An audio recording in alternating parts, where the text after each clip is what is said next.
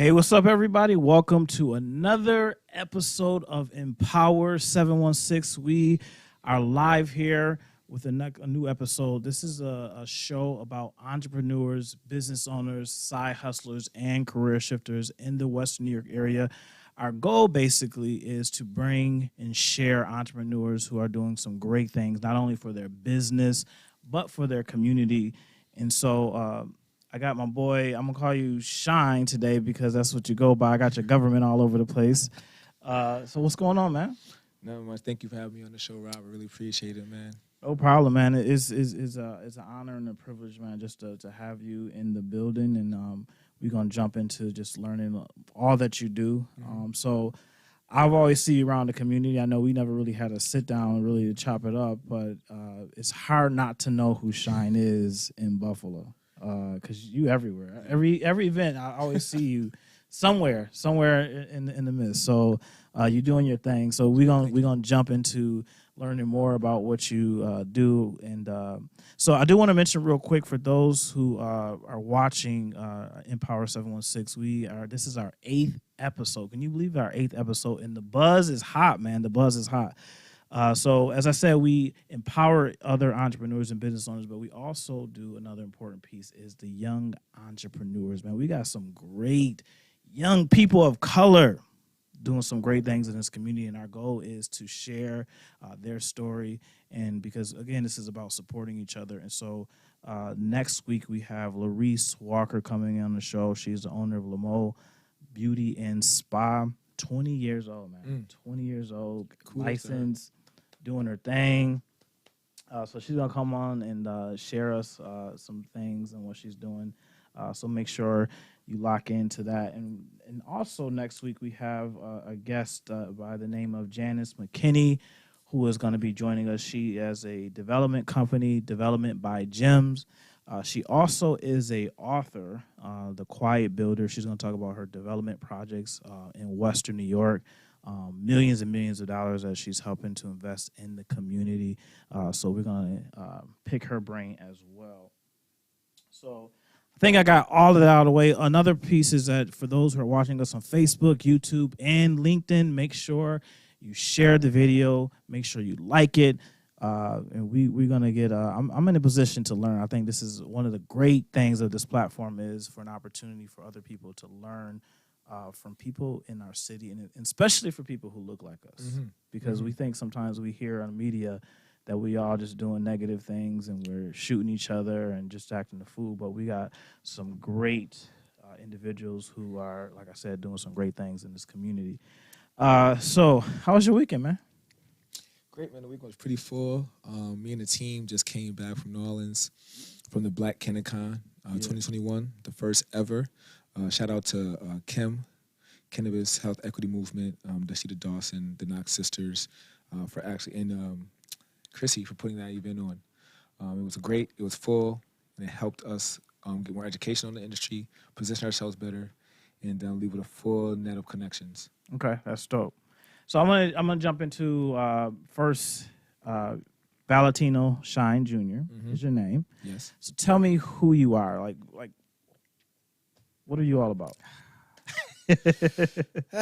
Okay. Enlighten us, brother. Okay. So I'm a Buffalo, New York native. Okay. Born and raised between here and New York City. My mother moved us to New York City when I was in 7th grade. Went to middle school in Long Island, Amityville. Went to high school in Long Island and Freeport. And I finished my high school career out here in Williamsville East for my last year. While I was in high school, I got into business. My family owns an Empty Coffee Cup. Okay. I'm the first black coffee shop in the city of Buffalo, up and still running. Wow. So I was about 13 years old when we started doing that, as far as like building and knocking down walls, putting it all together. That was like my first real taste at entrepreneurship. And once I got into that, I realized that's the way I wanted to go. So after high school, went to college. I went back to Long Island. Went to Long Island University for a while. Then it got shut down. And then I finished my career at Madai University, where I received my bachelor's in business administration. Oh, that's dope. After I finished my bachelor's, I went along and got my master's in entertainment business. I thought I wanted to be an entertainment lawyer at first, but then I realized how many years you had to go to school. How long is It it? was like 12 years after. I was like, yeah, I'm good on that. 12 years. Oh. Yeah, I didn't want to go to school any longer, so I said I'm just gonna go get the entertainment business degree and just continue to be in the entertainment industry. Yeah. So at first I was working with artists and doing shows with After Dark Entertainment. Fast shout to Dennis and Chris Ring of After Dark Entertainment. I was like an intern there at first, and I became like a personal assistant to the team, helping put together shows, doing all the marketing, the branding, the flyers, the Facebook, the social media, and then from there I just went on and did my own thing. I started Shine Management. Shine Management is my first company. I started with all of my friends. We were all on a business card. It was me, my man Chad. Shout out to Chad, my brother Sterling, my man Lloyd, my man Eric Edwards. And from there, Shine Management started out as a event throwing company. Okay. We did a lot of events all across the city of Buffalo, Rochester. But as I seen how important it was for, small businesses to position themselves in a way to be successful when it came to marketing and branding, I moved into more small business consulting, small business management to help people, get their brand and their business off on the right track. Having experience, having education allowed me to do that. So, as far as like branding and marketing, so I mean, obviously for your expertise, like, do you feel like how important is it in the business? Branding is important from when you're knee high. So Yeah. I always tell people, when you think about business, you think about branding, think about yourself. You're the first business, you're the first brand that anybody ever sees, that you ever build. And I think I picked this up from my mother being a young child.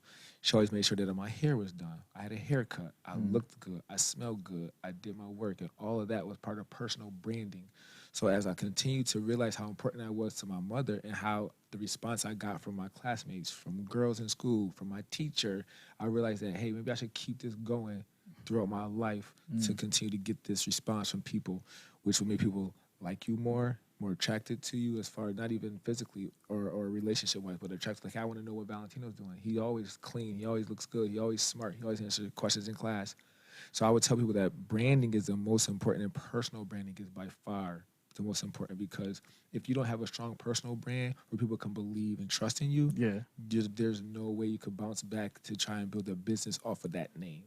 So now, all of that makes sense. So I was looking at through some of your social media, and you talked about what you just mentioned, personal branding. So I'm going to add this to your resume, and I'm going to have Charles bring a couple pictures, because you got the drip.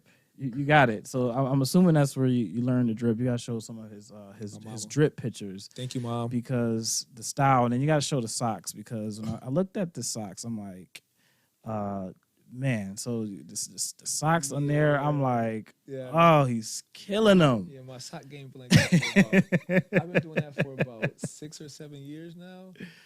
It's kind of my thing. I don't wear white socks. I only wear like socks like that. Wow. And it's just a expression of my personality. Yeah. Like I'm a really like cool, calm, collective, fun, outgoing person, and it starts head to toe. That's dope, man. So I try and keep that going all the way along. Like I said, it's part of my brand. Like, people know me for socks now.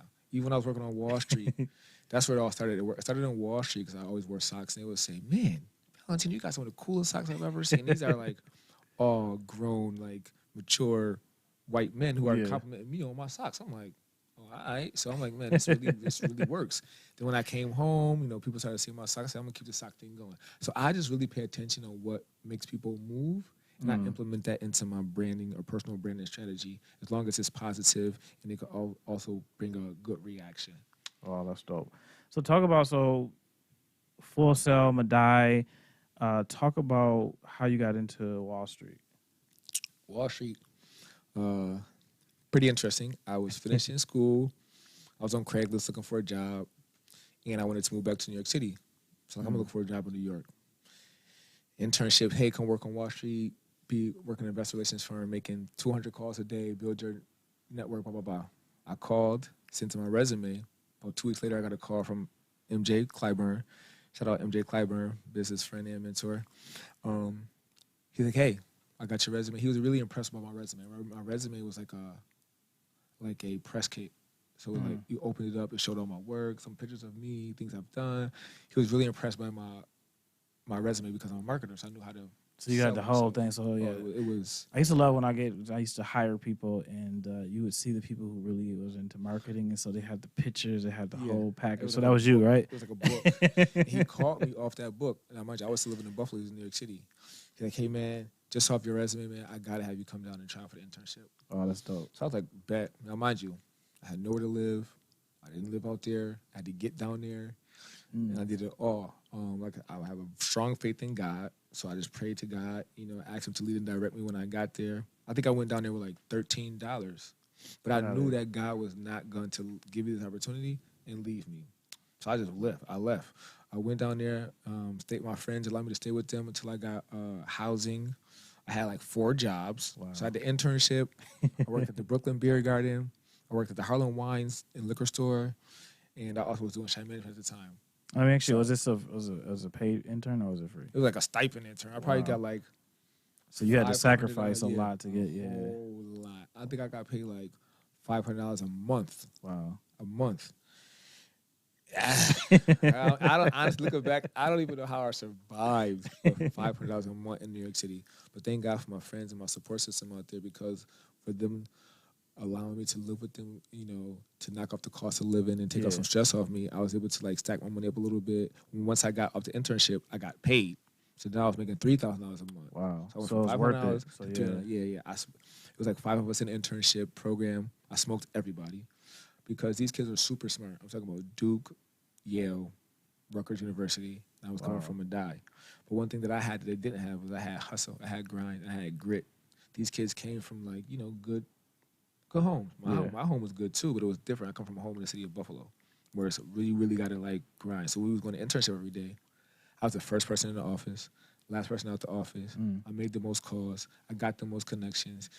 And I was more personal because I just know personal brand, how to talk to people, how to, get people to hear the story, sell them on the things. And so when the internship was over, it was a no-brainer. I got a key to the office as an intern.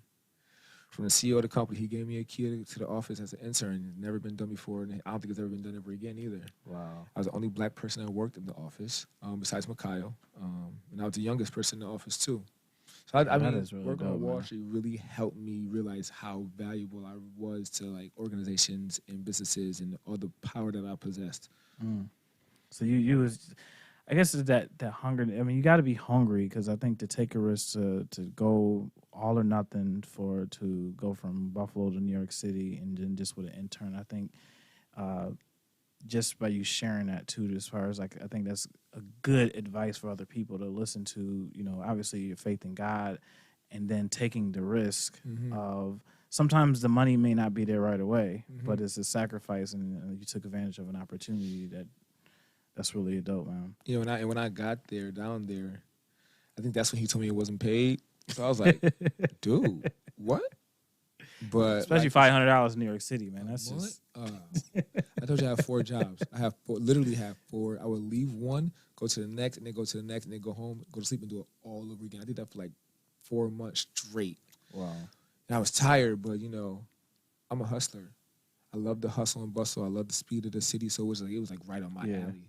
And my family, I had 2 children at the time. My oldest son Valentino, and then my youngest son Jackson, and their mother. They all stayed here. I told them, give me 1 year. If you give me 1 year, I promise you I'll get y'all to New York City, because she wanted to move back. Their mother's from the city. I said, and she wanted to move back. I said, if you want to move back, give me 1 year, and I promise you I'll get you there. 1 year to the date, they was ready to move. Wow. City. So you wasn't playing around. Nah. So as a man, I know all I really got is my word, and that's my family. So if I tell them I'm going to do something, I really 100% try to do it like all the time. Or if I tell anybody anything, I'm going to do something, I try to do it all the time. And I really believe that's why my brand name is so strong in the city and in business, because I don't flake. I don't flop. Word is everything, man, especially in business, man. Yeah. Word and I'm a black man, so I can't be. They already expecting me to flake and do bad, and I'm not going out like that. That's dope. So tell me about the move from, so you were in New York City year or so. So what was the move from New York City back to Buffalo? Kind of like. Okay, so I was in New York. I was in Wall Street for about 4 years. And it got to a point where I just, realized my value, my worth. And I was like, you know what? I'm out of here. I felt like I was getting, abused, for lack of a better word, and I didn't like that because I gave too much to the company. And then I realized, I was helping this man build this business up all the way up. I helped bring in over $2 million in assets within my time there, and I wasn't getting no bonus checks. I wasn't getting nothing. Wow. But all the account managers making $15,000 a month, $20,000 a month, but they're not doing. I'm doing all the work for them. I'm out. I quit, and I quit just like that. Like some people, how you quit Wall Street? Because money don't move me. Money don't move me. Like people, it don't. Because like I said, I'm a child of God, so I'm always gonna be rich, no matter what. So the money didn't move me. So people like, how you quit Wall Street? My value, my integrity, and who I am is way more to me than Wall Street, money, opportunity. So I quit Wall Street, left everything on my desk. Like I left my shoes there, tie there, jacket, everything. I left it all there, and I told my mother I'm coming back home. I'm coming back home because I can't live in New York City without a job. Yeah. So once I quit Wall Street, I had to figure something out. The day I quit Wall Street, I had 30 days to the day to give notice to leave your house. Yeah. Right, because you got to give 30 days. I drove the note to my landlord like, hey, we're not renewing. So he's like, oh no, Valentino, please stay. We'll work it out with you. I was like, I'm not about to work out $2,000 a month of rent. Be back 6 months now. Owe you $12,000? No. When I calculated how much rent I paid him already for 4 years, it was like $72,000. I'm out. Wow. I'm out of here. I got to go. Came back home, and I was jobless for about 2-3 months. And then the lovely Sheila Brown was transitioning her radio station, and she was going to the FM dial. And she was building a team, and I got pulled in. And once I got at the radio station, I stayed there for about 3 years, helping in the marketing, the promotions department, the branding, the imaging. I did a lot of live shows. I did some sales. I was basically, I was Sheila's right hand. Like wherever Sheila was at, wherever she needed me at, I was there for her. Shout out to Sheila Brown. Thank you for that. Sheila's dope. Sheila's dope. That's my girl. I would do anything for Sheila. She also showed me the power of, personal brand, connections, relationships, because she's very influential in the city and she makes a lot of moves. She does. All over the country. Yeah, she so does. I was happy to be by her side, to learn from her and to be her right hand. If you've seen Sheila, seen Shine. So after I left Wall Street and came back home, that was the position I took. And then when COVID hit, we all, left the station. And once we left the station, I just continued to do my own thing and been doing that ever since. Okay. So Canna-House is where you are now. So you're the Chief Marketing Officer of Canna-House. So just before you get into talking about cannabis, when you were recommended on the show, there was like, you got to get Shine on to talk about marketing and branding. And then, discovered, obviously, you just said, you're in Canna-House. Mm-hmm. And I'm just like totally, I'm like, okay, what is this? And, but actually really, I don't do cannabis, don't smoke, mm-hmm. And not for religious reasons. Mm-hmm. A lot of people like to hide behind religion and say, well, I don't like to do it. I actually, this is a shameless plug. So in my book, mm-hmm. I do talk about my experience in college of smoking and experimenting with other drugs, but also trying to make a profit off of it. I wasn't successful at all for a week. So I didn't have entrepreneurial skills back then. So I was unsuccessful doing it. But I think just for me, I think I take because it's not for a religious reason why I don't do it, it doesn't do anything for me, just mm-hmm. not my thing. Mm-hmm. But also put myself in a position to learn from other people who may be doing it and understand, obviously, I won't say it's complex, but I think it's just some people see just one thing. It's just the recreational part of it. Yep. And people just getting high, losing their mind and so forth. And so they just block anything out of it. Now, people do lose their mind. Right. So I have a lot of family members and friends who choose to do it for recreational purpose, and they're adults, and I think that's their preference.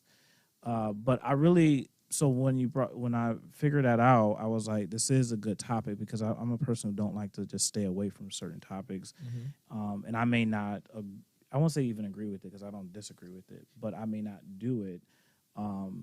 but also think it's educational for people. And then we're talking about entrepreneurship, and there's so much involved in this industry. And so I kind of want you to talk a lot about what's going on right now in the cannabis industry, and kind of talk about what Canna-House is.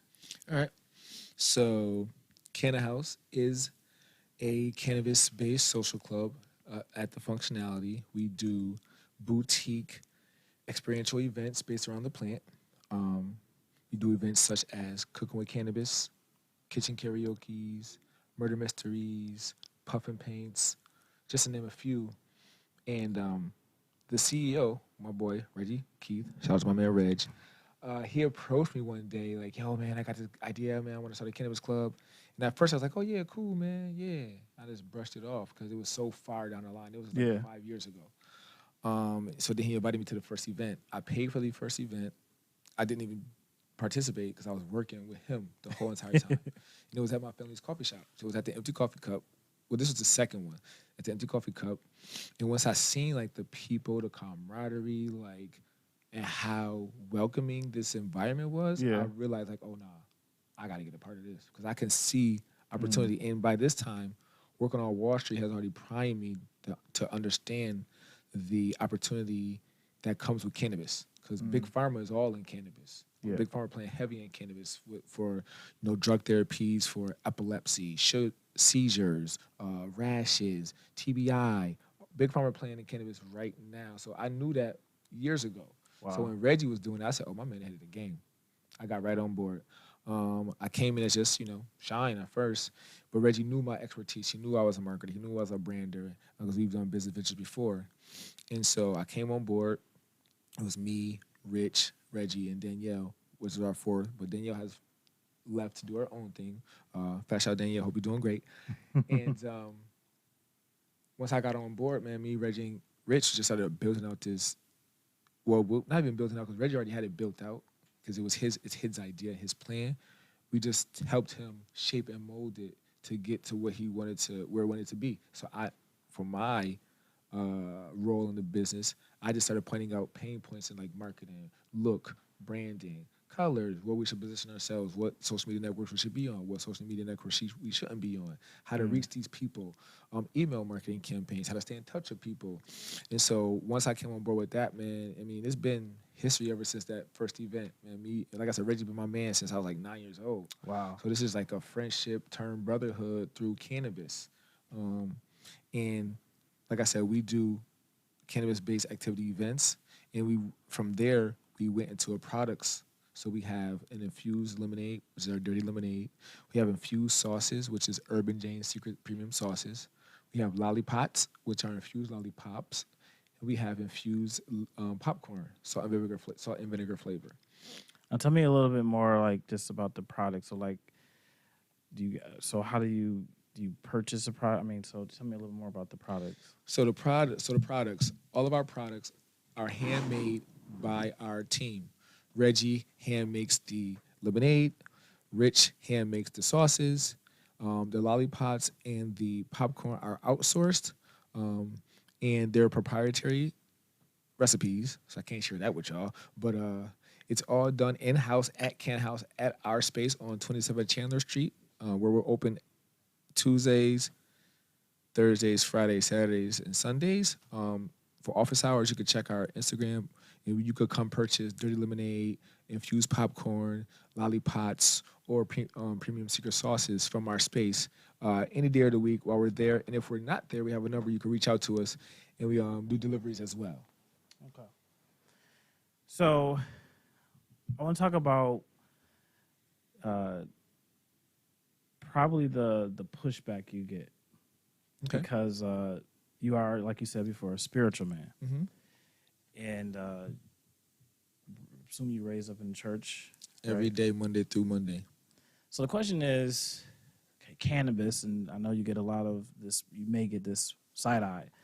Why are you selling cannabis? This is supposed to be not of religious, spiritual piece. So how do you respond to that? So at first, it was real crazy because one, my mother is the most God-fearing woman I know. Yeah. And second of all, my family, specifically my mother, owns a drug testing business. 15 years strong, the only mobile drug testing business in New York, upstate New York. Wow. And honestly, the only approval I ever look for is from my mom. Like, not that I don't care what people think about me. I just know that I can't be swayed by that because I don't do things that are malicious, wrong, bad, or have ill intentions. So what other people think about me really doesn't have that much of an effect on how I move. Yeah. But how my mom looks at me. That's a different story. It's a different story. So at first she was like, "Oh my God, I can't believe you." And she been doing that ever since she found out I even smoked marijuana. So when I told her, she was like, Stay away. Yeah, God ain't go this, God ain't that. I was like, oh my. But educating my mother, her seeing the legalization of the marijuana, her understanding what opportunity is at hand from me talking to her and presenting information to her, flipped her all the way around. I'm not saying she out here using marijuana now, but she understands why I'm in the space and what I'm here for. Anybody else that gave me pushback, I would just look at them like they were like crazy. Like, you don't want to be, all right, cool. Because like I said, that doesn't matter to me. I know what I'm doing. I'm not doing anything. I'm not out here harming other families, harming our community. I'm not doing any of that. So for you to give me pushback on something that you have no idea about just due to your own ignorance, that's not fair. You're not even giving me a chance. But when most people get a chance to understand who Canna-House is and what we do and what we bring to the community and to the table, they are for it. We have members in our group from 18 to 80. Wow. 2,000 members in our social club from all across the country. And white, black, Hispanic, Guyanese, Jamaican, all different nationalities, all different cultural backgrounds, all different religious backgrounds. So I really think that once people educate themselves and stop being ignorant to the word weed and just thinking that, oh, these people out here getting high. First of all, Canna-House we don't even sell flour. Let's just make that clear. Canna-House sells no flour at all. We sell products, we throw events, and we do education. Right last year, 420, we had a 4-day 420 weekend. We did a kitchen karaoke, we did a Fuse dinner, and then we had a round table discussion with some leaders. AGV was there, India Watson was there, some cannabis leaders were there in the space, and we just talked about, what legalization means right now, what it's going to mean in the future, and how it can affect our community. So it was a really good information platform, and somebody like AGV, pretty sure who AG is. Yes. She's my sister. She's like my sister. So when I lived in New York City, I had a Snapchat. On Snapchat, all you would see me doing is smoking weed, going to Wall Street, going outside, smoking weed, going to Wall Street, going outside. AGV will call me every day. Shine, stop smoking that weed on the internet. Don't do that. That's going to mess your reputation up. That's exactly what that's going to mess up your brand. Fast forward to 4 years later, she's like, bro, you a genius.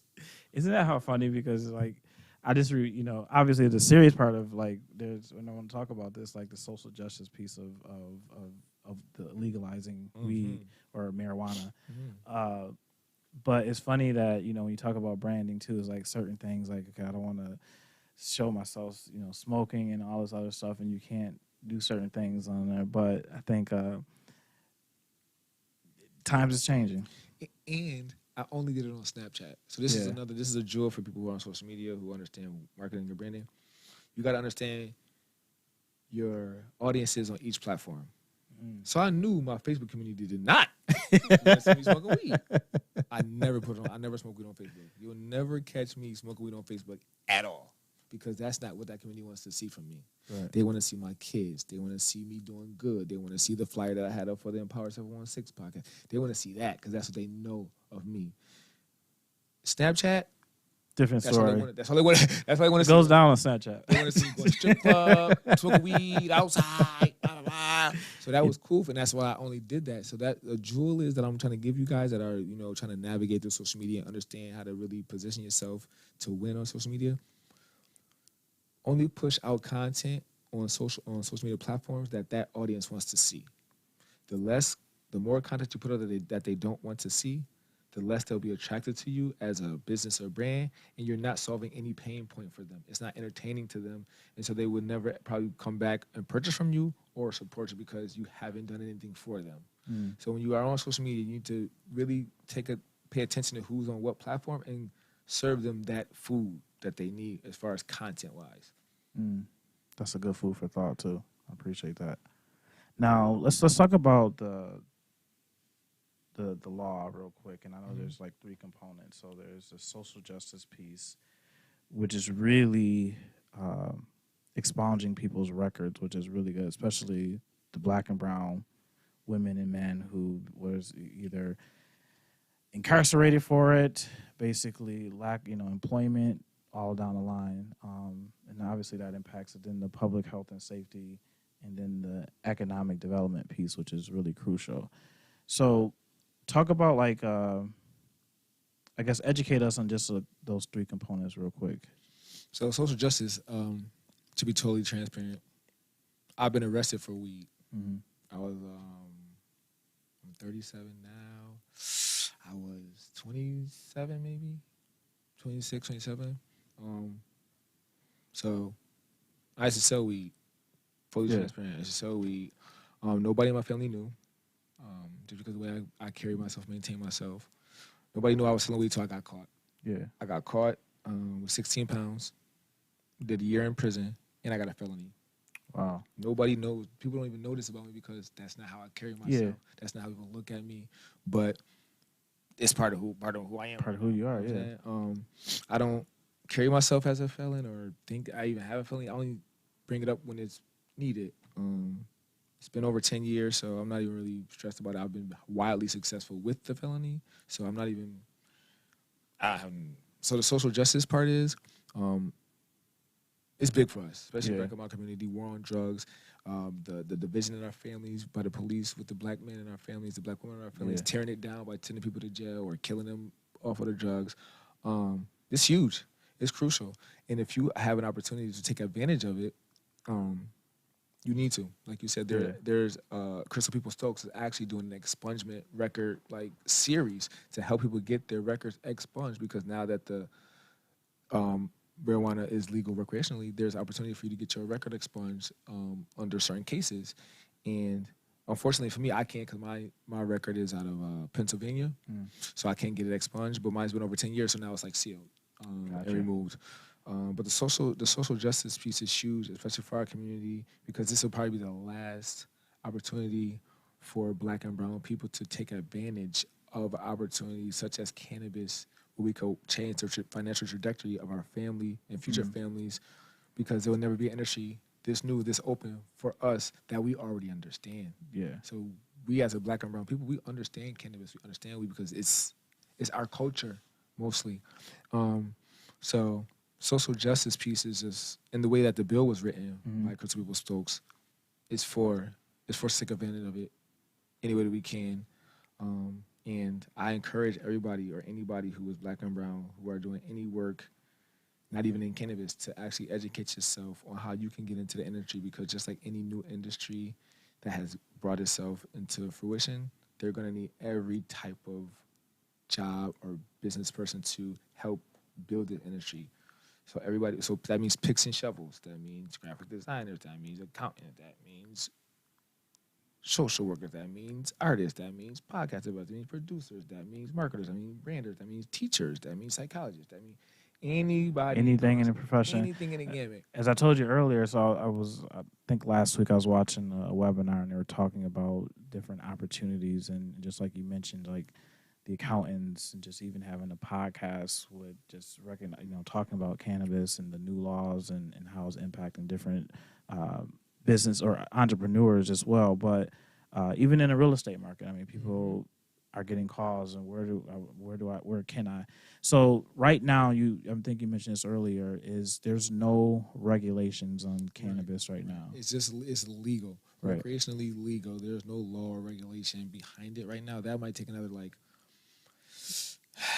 12 to 16 months before it comes regulation and laws. And in between that time is when anybody that's not in the industry now should really be educating themselves on, not even if you're not even trying to get into the industry, but educate yourself on the plant. Yeah. Educate yourself on what it actually is, so that you won't be out here, running with stigmatizing statements and facts, when you can easily educate yourself and become more of proactive advocate for the plant. We're not saying you out here telling people, yeah, smoke all the weed you want and get high. Right. That's not what we're saying. What we're saying is educate yourself on the plant, the health benefits, the medical benefits, the endocannabinoid system inside of your body that responds well to CBD and all of its, other properties. Educate yourself on what the plant actually offers, and I'm pretty sure anybody who educates themselves who had no idea about cannabis will be wildly surprised at the amount of education that they receive and the benefits that come from the CBD plant or come from marijuana.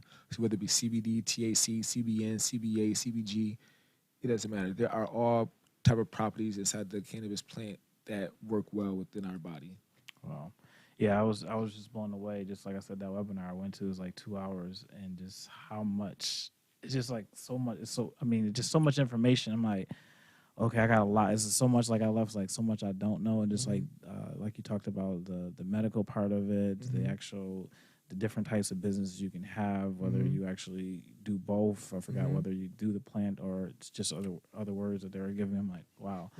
But like you said, I think the part that I think a lot of people get into is just either dismissing it fully, and they just think it's just a bunch of people partying and I think to me with anything, even when it comes to alcohol, I think there's limits to everything. Like to extreme of anything, you're gonna, like, if somebody just does this and just forget about their responsibilities, their jobs, all that stuff. So obviously there is some negative impact of it. But I think with anything there's balance, and I think what I love about you is like your professionalism and your business overall with Reggie, is that you guys are really professional. This is not something that it's like this is serious stuff. It's not just we smoking out and just chilling. No, we I myself have been like astonished with the like response that we've gotten from the people when we're out at different events and they see us. Oh my God, we love you guys so much. And from our community, it's cool because we understand. But to get it from the other community where we're not really even widely accepted, and we're doing weed and we black, so like to be so successful within those other communities, I'm talking about they love us, they love Reggie, they love Rich, they love Shine, they love the brand. Because when we're at these events, we have a professional setup. We have great customer service. We're educated. We're smart. And we're not just out here like smoking weed, selling weed. That's not what we're doing. That's not what we do. Let's make that very clear again. Canna-House does not sell weed. We are a educational, empowerment, and event platform for the city of Buffalo. And we're the #1 platform for cannabis education in our city. And I love the fact that you guys you had that education piece in there, because like I said, I think that's so important. I don't know if I should say this, but I always working with young people for like 15 plus years, and I would see young people get locked up, engaged in the criminal justice system, kind of like you just shared your story. And you just look at them like they really have the entrepreneurial skills. But it's just in the... I'm glad you brought that up, because Reggie and the team and I will be hosting, top of the year, a Legacy to Legal podcast every month. That's so basically, it's going to be teaching legacy players like drug dealer, dope boys, or anybody that's been in the cannabis industry before it was legal, how to transition yourself from that legacy market to the legal market. That's dope, man. That's really dope. It'll be fast shout to our big dog, Dashita Dawson, aka the Weed Head. She is the overseer of cannabis in Portland, Oregon. She'll be actually doing some work with us here in Buffalo, New York. And she's going to help. She's actually going to facilitate that program, and Canna-House is going to run that. So that's an educational platform that we'll be able to provide every month on legacy game into the legal game. We'll have guests, we'll have information, and it'll probably be powered by some heavy hitters in the industry, in the weed industry. So we'll probably have some surprises for people as well. But we're going to do a whole educational series called Legacy to Legal every month, where we're educating people on how you can leave the legacy game and enter into the legal game. Now, let me ask you, this is just whatever your personal opinion is. Do you think that the legalization of it will change, I guess, reduce some of the violence and like the turf wars of all of the stuff that we see in different communities when it comes to, this is my block and this is where I set up shop.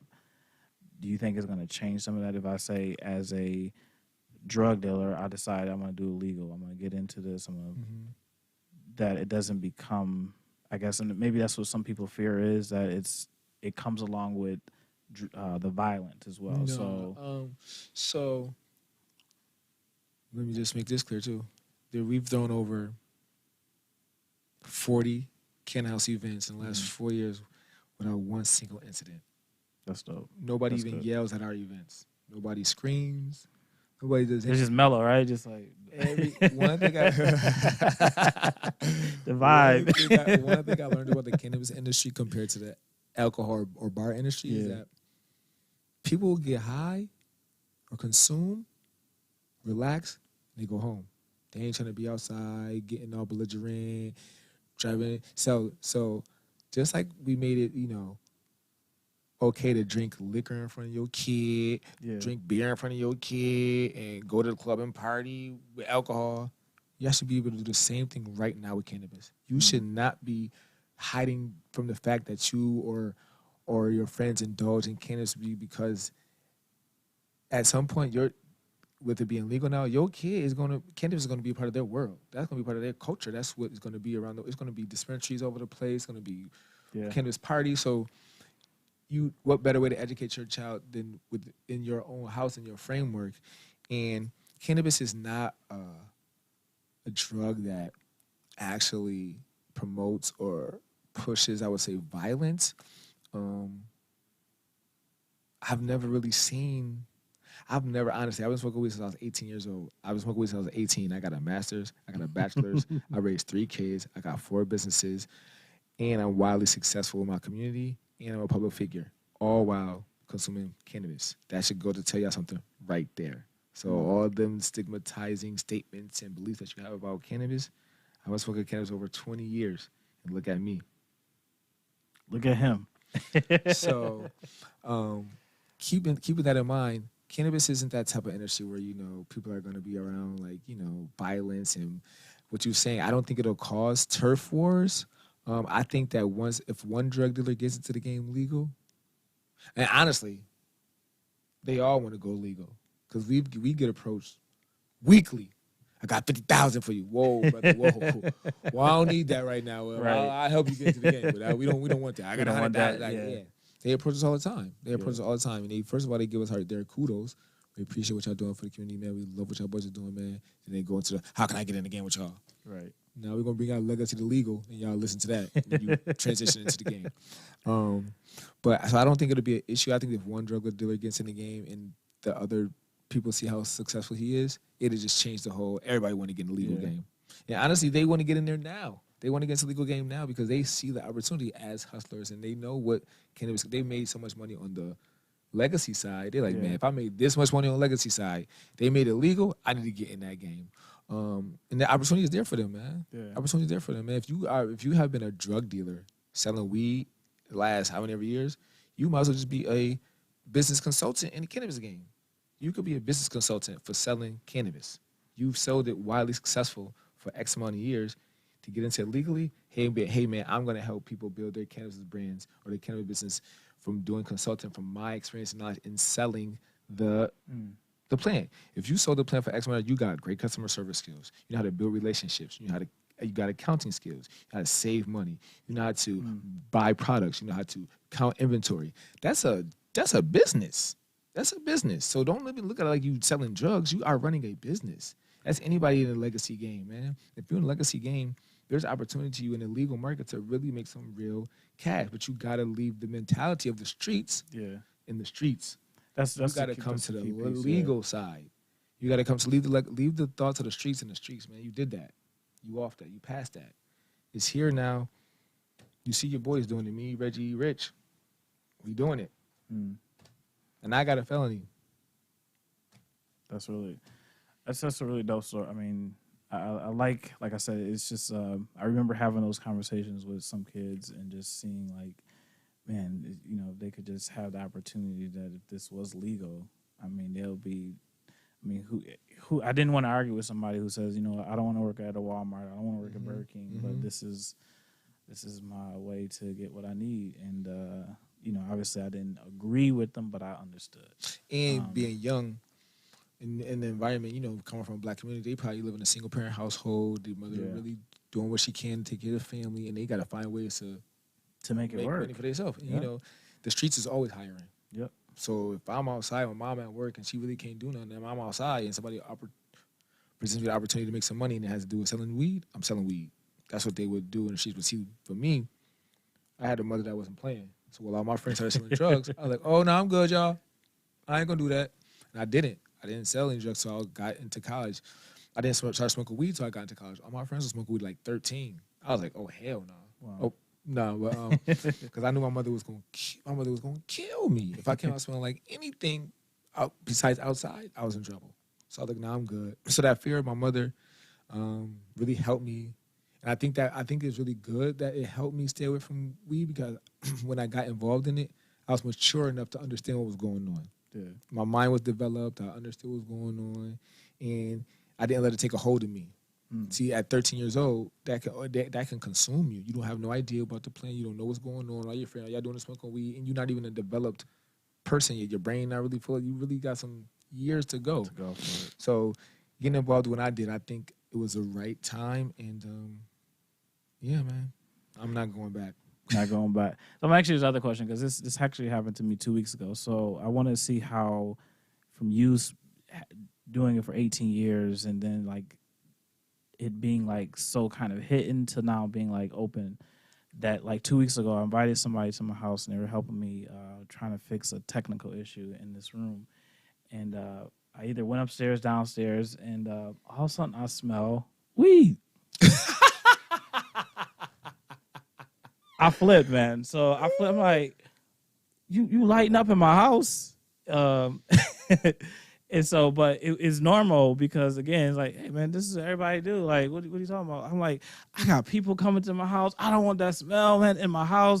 So I'm getting it sprayed. I'm like, yo, you got to put that out, man. You can't, So, but it's normal. So I want to like how, like, even with your own family, with your kids and everything else, like, how does that like change? Like, just because, like I said, it was like hitting where you go, like I have people go in the room, put the little towel by the door, making sure the smell don't come out. So now just like people hop in your car and like, that's how it is. Lighten it up. So so thinking about that, I was gonna smoke a blunt before I came to your house. I ain't gonna lie, cause I smoke and I go everywhere. Yeah, smelling like weed. And because I know that does not affect who I am as a person. It does not affect my brand, who I am, and I'm fully capable of performing at any given moment. But I also understand that might not be what you into. Yeah. So I was like, nah, I ain't gonna go over there high or smell like weed, because that's not what he's into. So I have respect in that manner for people and their spaces and their places. But so what was the question? How would I feel if somebody came to my house? Well, or how like family? Okay. Yeah. I used to hide it a little bit, only for my mother. I'm telling you, my mother is like, my mother, when I would smoke weed, I would never go to her house. Hey, come over. I can't come over today, man. Knowing I would smell like weed, or I was high. I can't come over today, ma. I'll see you tomorrow. But my sister, on the other hand, who was a nurse, but now she's a nurse in cannabis, she ain't care. She would come around my mother high, smelling like weed, asking me where the lighter at. I don't got no lighter, girl. But she would always throw me on the bus, because she was, just a brother, sister, sibling thing. And when it comes to my children and stuff, I tell them I'm in the weed game. My kids know I'm in the weed game. They know I'm going to Canna-House. I got Canna-House posters in my house. They read about cannabis facts. And I actually introduced my sons, which are 14 and 10, to the idea of getting into the cannabis industry as growers, as a bud tender. You ain't got to sell it. You ain't got to do none of that. But if you if you learn how to grow cannabis, that's a $250,000 a year job when the industry really becomes ripe. And if you're 14 and you learn that by the time you're 18, none of your 18-year-old friends gonna be making $250,000 off their own. Wow. Even if they had a job, they're not making $250,000. This is an opportunity for you to change the trajectory, the financial trajectory of everybody. Generation, your family generation. If you just learn how to grow the plant.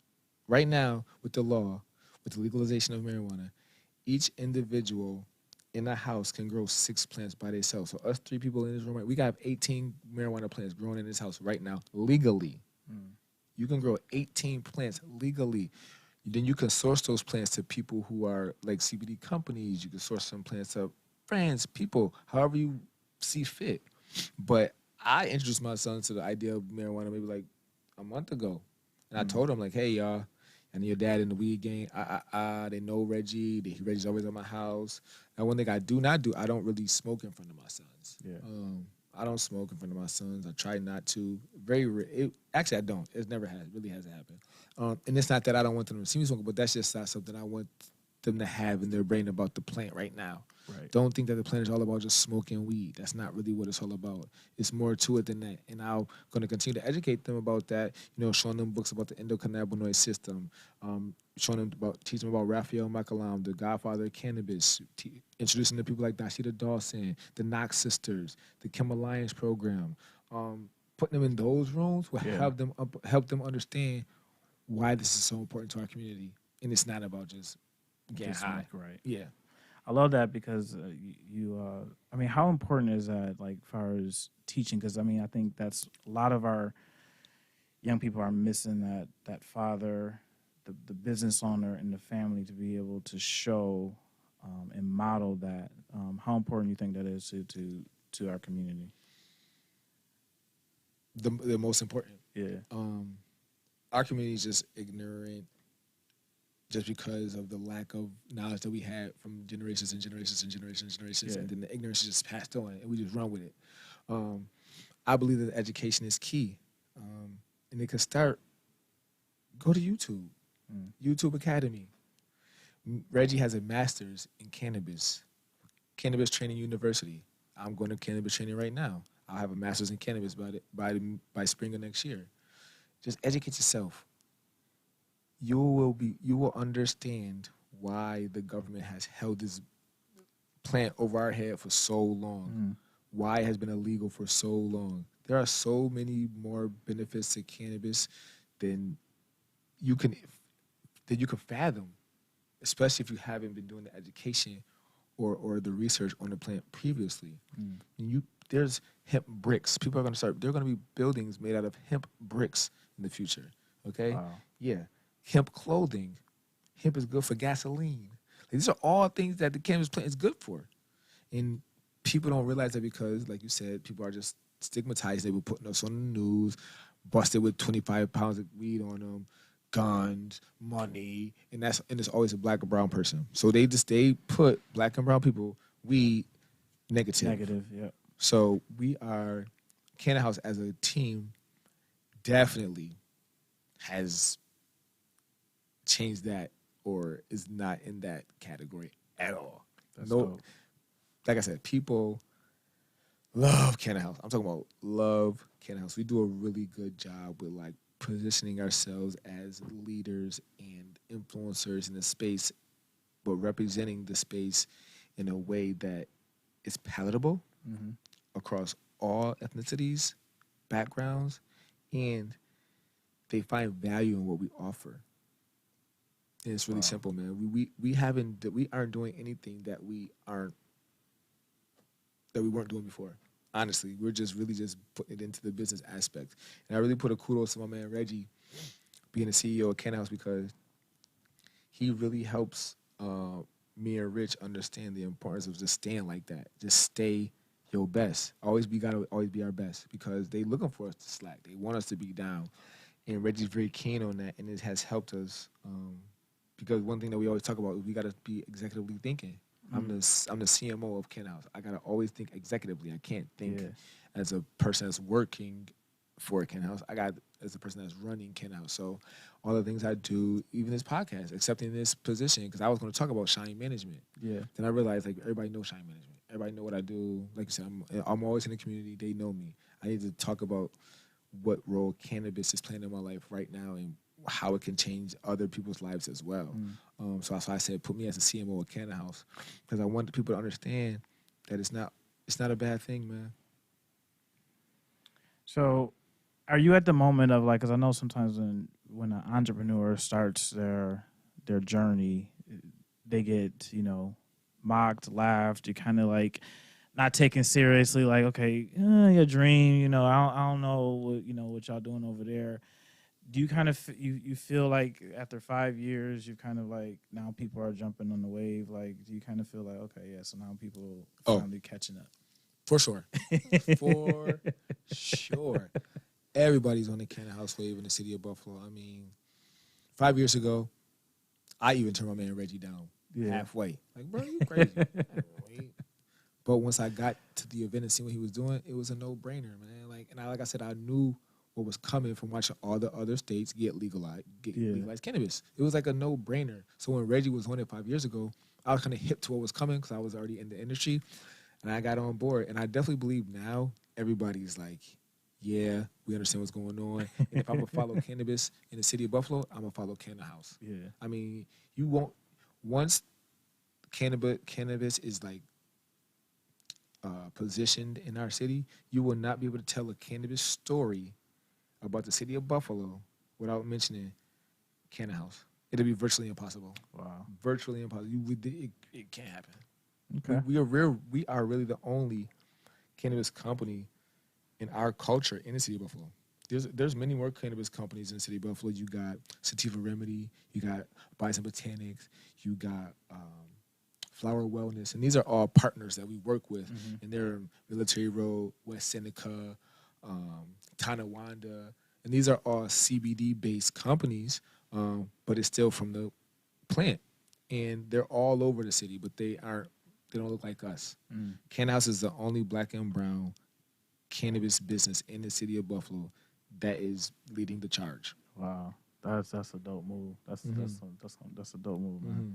So tell me, so let's wrap it up with some marketing strategies on marketing and branding. So I am obviously, I'm an entrepreneur, and I'm just speaking in general terms. And we talked a little bit about how important branding and marketing is. Where do I start? So I got this idea. I want to open up a business, and do I start with? Because let me backtrack. So I discovered this by my experience is that marketing and branding are two different things. Yes. And so where do I start with? I got my business. Let's do t-shirts. Maybe I want to do t-shirts. Where do I start? Okay. In those two fields. Do I start with one, branding or marketing? If I'm gonna do t-shirts, I would start. Everything starts with branding. You cannot market anything that isn't branded. At that point, you'll just be marketing whatever. Yeah. You gotta brand it first. So if I was gonna do t-shirts, the first thing I would do was write my plan out, write my vision out, and make it plain. I got 6 whiteboards in my house. I got 2 in the living room, 1 on the refrigerator, 2 in my bedroom, because I write down everything and I want to see everything. Once you write the vision, make it plain. That's the Bible says. Write the vision, make it plain. Once you get it on paper, you can't run away from it. In your brain, you go, I'll do it later. But if you're looking at it and you really want to get something done, you will task yourself at getting that done. So what I would say first is write the vision down, make it plain. And then if you're going to start with t-shirts, figure out who your t-shirt is going to be for. You know your audience. Yeah, you can't make t-shirts for everybody. That's the worst answer you could give anybody in business if they say, hey, so who's your book for? Oh, my book for everybody. Wrong. You're not going to sell a book at all. And that's not being harsh, but that's really helping you understand the value in the position that your t-shirt need to be in. So if you make, I'm gonna just make a business up for you. So you got a podcast. You're a youth leader. I heard about you through my man Diallo. He spoke very highly of you for years. And so if I was on a t-shirt line and I was you, my t-shirt line would probably be geared towards youth. I would probably do affirmation statements. I'll do affirmation statements for youth because you're. I even take some notes down. I'll take these notes down. I'll do affirmation shirts for youth because that's your niche right now. That's what I see you, and you're in the youth empowerment, bringing up the youth and helping them understand the power and the value that they have within themselves. And the only one way to do that is telling them positive affirmations. And you're a black male, so it's like a father figure. So it's like all these things play into the branding of your shirts. I'm a black man. Most of these kids don't have fathers at home. How can I be an influencer? Oh, I will give them positive reinforcement every day. I can do it because I say I can. I am worthy. I am valuable. And these are shirts that kids will wear. These are shirts that their parents will buy. So you have a business now. The parents go buy them because they got the money. Kids gonna wear them because it makes them feel good, and it's gonna make their friends say, "Hey, where'd you get that shirt from? I want to be powerful too." So if I was you and I started a T-shirt line, I would focus on young adults and teenagers, positive affirmations, and I would really basically probably sell it online on platforms that they're on, Instagram, Facebook, and I would get a website. But if I was trying to start a line, the first thing you have to do is write the vision, make it plain, and I would brand it first. Once you got it branded, now I know I got a T-shirt for youth that's positive affirmations that I want the parents to buy. Now I can market that. Because so now you figure out, once you get that branding part down, now you got to figure out, how am I going to market this? How am I going to reach the youth? All right, cool. My name is Robert Lowry. I probably got mad connections with all the high schools. Hey guys, let me come to your school, or let me put my shirts in your school store. Let me put my shirts in your yearbook. Let me have a day where I'm pop-up shop at your school while I'm selling my shirts. From there you go to community centers. Yeah, work your way around, and then out of all those platforms and areas, you'll be able to carve out a niche and figure out, okay, well, I'm selling the most shirts at McKinley, Bennett, and blah blah blah. These kids live in 142 142 So maybe I should get a store, not a store, actually get a store. Maybe I should put my shirts somewhere centrally located so they can purchase them all the time. So it's important to have strategies. Now I remember, I think about 2 years ago, I hired a marketing consultant, and I was working on actually my book at the time too, and she told me this honestly brutal statement. She's like, nobody cares about your product or you. Mm-hmm. And I think sometimes we even put stuff on social media. We just think somebody's supposed to just gravitate to our product, and we put it out there, drop it on Facebook or Instagram, and nobody didn't respond to it. They didn't buy my product. That goes back to my first statement. Understanding the type of content that the people want to see. Yeah. If you're on Instagram, and I know you for doing all type of different things, and then you talking about you want me to buy your book. What do you mean? I didn't even know you was an author. Right. Get out of here. I'm buying that book. So you got to really position yourself and sell your product and put it in front of people who actually really want it. You got to, your product, if you ever about to launch a product or market or brand anything, it has to solve a pain point for the audience that you're trying to reach. With the T-shirt line, affirmations, the pain point that you're solving right there is lack of confidence, lack of communication, lack of belief in self amongst that demographic. That's a pain point. That's a pain point amongst a lot of demographics, as far as confidence, mental health, and things of that nature. So that's solving a pain point. You're putting positive affirmations in their life so they can read that, see that. Their friends will say, that's a nice shirt. They feel me say, that's a nice shirt. Now they're like, okay, it's cool. Confidence is getting up. They feel worthy. They feel like they're in the game. When they're hip, now they want 4 and 5 shirts because now I got 30 response off of 1 shirt. What if I had 5 shirts? Yeah. So you got to really just make sure that you are solving a pain point for the audience that you're trying to reach. Because if you're not solving a pain point, you're not doing nothing for them. And you only get one chance to make a first impression. So if you launching something and you mess up the first time, it's very, very, very rare that somebody's going to come back and give you a second chance. Now, my last question to you. So how much, or what's your recommendation of how much, or what's the percentage you should spend on marketing we just use that example of the T-shirt business or clothing business. How much should I invest as an entrepreneur into marketing, whether it's like paid digital ads and things of that nature?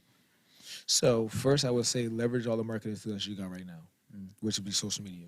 Leverage that to the best of your ability. Find out which platforms work for you and your audience, and leverage that before you go out and spend any dollars, because you already got that for free. You already have built-in audiences there. Figure out what they really want from you and provide that for them. Secondly, I would probably move to a paid advertisement on that said platform. Paid advertisement is cheap. You put $20 on a Facebook ad, you mess around to reach 20,000 people. If you do it the right way, picking the people that you know. But that data and breaking down that ad comes from the research that you did previously. I want male and female ages 13 to 27 that live in the city of Buffalo, Niagara Falls, Cheektowaga, that have a high school education, that may not have a job. You could pick all this out in your ads. You can identify these people, and Facebook has them. Yeah. They go, and then that ad is going to go directly to that person. It's not going to go to nobody who doesn't want to see that stuff. Now, at that point, you get to the data from the ad. Well, this ad did really well in Buffalo and Niagara Falls. All right, cool. I'm going to take all these other places out now, run the ad again with a different picture or a different video specifically to those demographics. With it now, it's a buy now. So before it was just, hey, I got these T-shirts. Look at here. Now it's like, oh, y'all like it? Re-add the ad, but target the people in the places that were hot. Boom, with the buy now. Boop. Now you could do that. So first I would say leverage the things that you have right now that are free. Yeah. Secondly, I'll probably move it to a paid advertisement on said social media platforms. And then from there, you'll be able to grasp and understand how to actually move your product or service after that. And you can always go out the trunk. You always could do that. And people love that. People love out the trunk because that shows them that you're doing the work. People love to see people that do the work. You can't be like, oh, you can't go from Robert Lowry here to Robert Lowry the millionaire and nobody seen you do no work. At that point, people are like, yeah, all right, fam. I don't believe nothing you said. White man probably bought you out. Right. Now you really suspicious to the people. You real suspicious. It's like, I just seen you. Nah, fam. But so that's why as Canna-House, we're very transparent. We put all of our work on our IG story, like when we have the volunteers come in, when we're doing lemonade production, we're doing sauce production, when we're on the plane, when we're going traveling, when we're meeting people. We show our community exactly what we're doing and how we get into where we're going. And that creates so much, I would say, shareholder value within the community because they're like, man, my people really doing something. My people really making moves in the industry. You don't know how many comments and kudos we got this weekend from our story on IG, from people that have seen us out in New Orleans. Like, they like, man, y'all setting the bar high. Y'all the precedent for cannabis in Buffalo. We love y'all guys. Y'all doing a great thing. Dope, like, it's just like, we get so much love. I've never got a negative comment about Canna-House ever from anybody.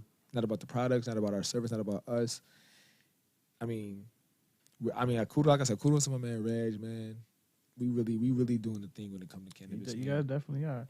So tell me, just as we wrap up, where can people find more information about Canna-House? And then also,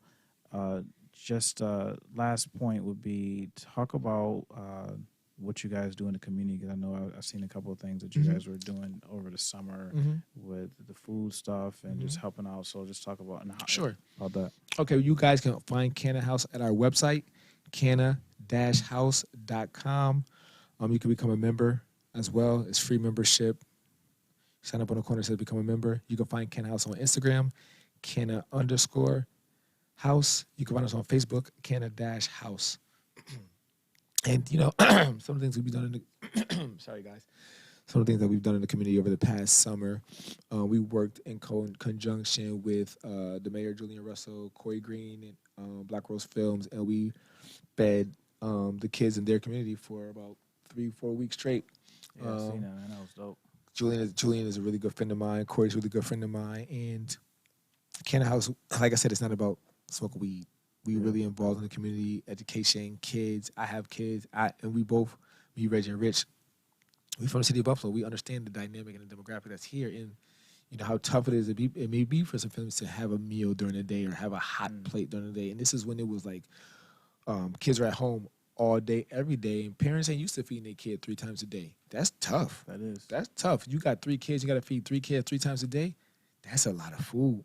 So when I seen Julian and Corey Green doing that, it only made sense for us to do it as a cannabis company, as something that's coming as cannabis, brings itself more to the forefront. It gave us opportunity to people to ask, like, so, hey, I heard this was sponsored by Canna-House. What's that? We got to educate, empower, and then, help demystify some of the stigma behind cannabis. We were widely accepted in the community at the events, and it was just a good opportunity for us to be face fronting outside of like cannabis. You know what I'm saying? And that got a lot of rave reviews on our Instagram. Like, that's what I'm saying. Our community wants to see stuff like that. They like stuff like that. So I'll make sure that we always doing stuff in the community. And we only put out content that they want to see. So it's always like, yeah. We get the occasional piece of content that doesn't do so well, but we just won't do that no more. So that's why you got to pay attention to the content that you put out on social media or on the internet as well. if you put something out, it get 200 likes, and you put something out after that, it gets 17. Don't put that 17 thing out there no more, or don't follow it up after that type of content. You got to figure out where it falls in the content flow. So, I mean, yeah, and we're always going to be in the community. Way more events, like I said, coming at the top of the year. We got the Legacy of the Legal. That'll be every month. Educate people on how to lead the legacy game into the legal market, wherever stage of the business you are at. And we're going to continue to do more community events throughout the top of 22 with more partnerships and branded partners that we have relationships brewing right now. So look out for Canna-House, more educational and events coming up as well. We got a Family Feud event launched at the top of the year, Family Feud game series, where we'll have a game show. We'll have a Family Feud, 2 teams every other week, tournament style for about 8 to 10 weeks. Last 2 teams play the whole gauntlet, fast money, and then we'll give you a prize at the end. But this just goes to show you that it's not really about smoking weed. It's about enjoying yourself, entertaining, and I'm going to be Shine Harvey, so y'all got to tune in. Shine Harvey. All right. I love it, man. So, man, I really appreciate you, like, coming on and just really just educating all of us, including me, just about the whole cannabis industry. And I did tell you over the phone that I want to invite you and Reggie back to come in and talk about more, because I think it's just always just as much as we can educate our people about this industry, and it's coming. So you're either going to hear about it, or what's the term? You going to hear about it, or you're going to be up under the rug. and once you get Reggie on here, he'll definitely give you some insight. I watched a couple of his videos, and I was like, Reggie, okay, so he just like I said, he was on the main stage panel at the first ever Black Canna-Con. He was on the main stage. He got a whole day. Him and actually Dawson, Imani Dawson, and the Dang Duchess had a panel, and he was like there, and I was like, man, look at my man. We really on some big stages. Like, when I was listening to one of his videos, I was like, and I think it might have been, I've seen a clip of he was doing some presentation, but it was just like, I think again, you don't know what you don't know, but I think like once you understand it and you just see that it's more to it, and there's the education piece, which again, you just think, okay, you guys are doing this and not taking it seriously, but this is some serious stuff. No, this is serious. Yeah. It's serious. So Reggie on us every day about it. This is not a game. It's not a game. We got a meeting tomorrow. We meet all the time. We got a meeting tomorrow, debrief over the weekend, and we're gonna just continue to push forward with our plans, man. We gotta just keep it going because this train ain't stopping. Yeah, and the best part of it is too, and what I love about this podcast platform is that everyone who I've brought onto the show, it is not just their business, but it's also uplifting their family and other people. It's like, I don't see you guys, even as you guys post on your Instagram and Facebook, that it's like trying to keep it to ourselves. You're trying to share the knowledge and get everybody on board on what you need to do to get involved. So, especially if you're Black and brown, like I was telling Rob earlier, whatever you do right now, you can do it in the cannabis industry. Just add in cannabis to it. I'm a nurse in cannabis. I'm an artist in cannabis. So can I be a life and leadership coach in cannabis? Yes. So what you would do is you would do research the health benefits of cannabis, and then you would prescribe. Hey, maybe now you're talking my language, man.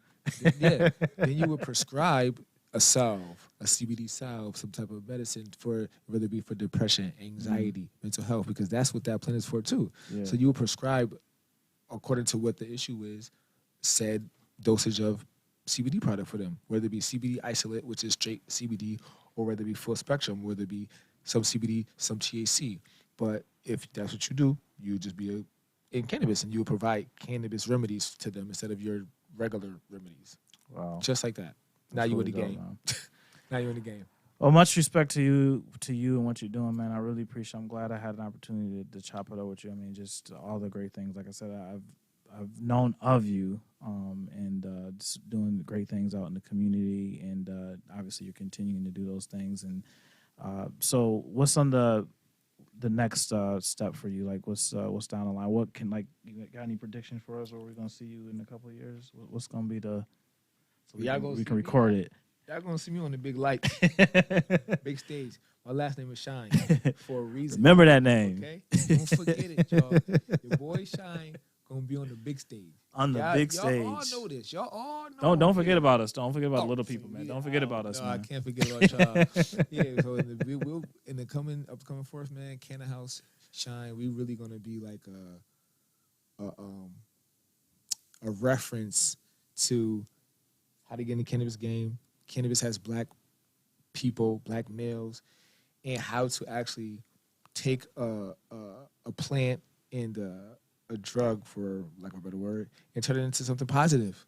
Love it. We've been doing it for, like I said, for 5 years, and we've been wildly successful. And I want to thank everybody who's been a part of that during the 5 years. My mom, my moms, all of our other partners who've helped us get to this point. We appreciate you, and we just hope to continue more fruitful relationships in the future, because the train ain't stopping, man. It's not stopping. It's just getting started. So listen, I thank everyone for listening, locking in. If you are on YouTube, Facebook, or LinkedIn, make sure you share that and as well. If you want to, I know got a lot of buzz coming in. If you want to be a guest, I'm going to play a quick video. If you want to learn how to be a guest on our show, we are actually looking for new guests for our next season, which is starting in January. So just going to play that quick video. Join us for the hottest new live video podcast, Empower716 with Coach Robert Lowry, a show for entrepreneurs, business owners, side hustlers, plus career shifters committed to growing their business and life. Streaming live on Facebook, YouTube, and LinkedIn every Monday at 5 p.m. Featuring successful entrepreneurs and diverse business owners from Western New York, such as Dennis Wilson Jr., Tony DuBois Kroom, Makai Gibbs, Lysandra Butler, Devontae Davis, Nakia Marie, Karan Briggs, Janice McKinney.